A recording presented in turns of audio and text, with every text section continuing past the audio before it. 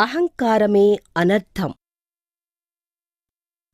పూర్వం హిమాలయ ప్రాంతంలో ఒక బంగారు రంగు హంసరాజుకి ఆ ప్రాంతంలో ఉన్న ఒక ఆడకాకికి పరిచయమై వారికి రంగులేని వినలకుడు అనే బిడ్డ పుట్టాడు.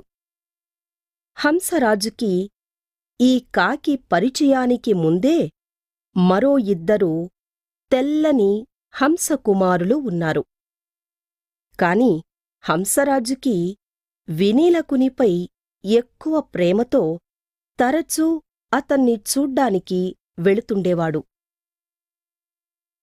ఆ విషయం తండ్రి ద్వారా తెలుసుకున్న ఆ కుమారులిద్దరూ, తండ్రీ, మేమే పోయి తమ్ముణ్ణి ఇక్కడికి తీసుకువస్తాం అని అన్నారు.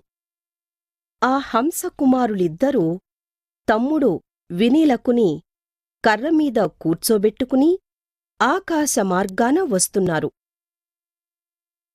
వారికి మార్గం మధ్యలో ఆ ప్రాంతపు రాజు విదేహుడు కనిపించాడు.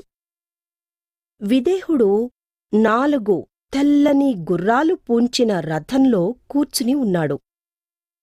రాజును చూసిన వినలకుడు, అహో, నేను కూడా రాజునే. విదేహుని రథాన్ని 4 తెల్ల గుర్రాలు లాగుతున్నాయి. నేను కూర్చున్న కర్రను 2 తెల్ల హంసలు లాగుతున్నాయి అని అన్నాడు గర్వంగా. హంసకుమారులకు కోపముచ్చింది. వినలకుణ్ణి కింద పడేద్దామనుకున్నారు. కాని తండ్రి భయంతో జాగ్రత్తగా తీసుకువచ్చి దించి విషయం తండ్రితో చెప్పారు. వారి మాటలు విన్న హంసరాజుకు కోపముచ్చింది. వినీలకుణ్ణి మందలించాడు.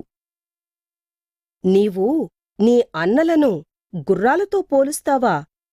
నీవు వీరితో ఉండడానికి అర్హుడవు కావు. పో, తిరిగి నీ తాటితోపుకే వెళ్ళిపో అని చెప్పి వెనక్కి తిప్పి పంపించేశాడు. హంసకుమారులు తిరిగి వినీలకుణ్ణి తాటితోపులో వదిలివచ్చాయి.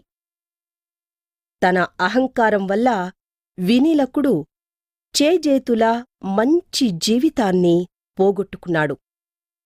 అతివాగుడు, అజ్ఞానం, అహంకారం అన్నీ అనర్థదాయకాలే అని తెలుసుకున్నాడు.